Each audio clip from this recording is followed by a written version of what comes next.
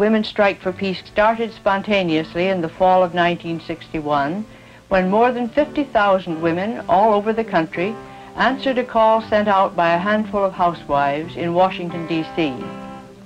The call asked women to set aside all other concerns on November 1st and arouse their communities to the great danger of nuclear disaster and what they could do to avert it.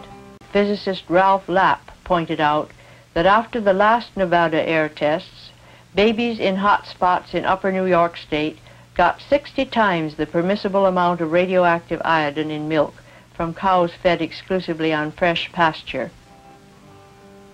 They know that nuclear war can no longer protect anyone from anything. Recently I read a book called Atom Bomb Children.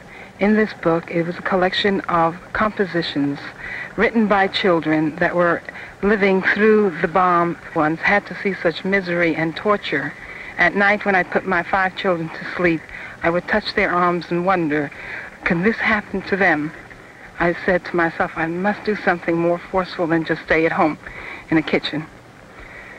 I made contact with the Women's Strike for Peace in Washington, D.C., which is my hometown, and decided that when they felt the necessary action was to come to the Nevada test site, Camp Mercury, without much more ado, my husband, who's right alongside us, said, go. I packed my luggage, and here I am. Women for Peace are trying to rouse the conscience of mankind against the misuse of science for death rather than life.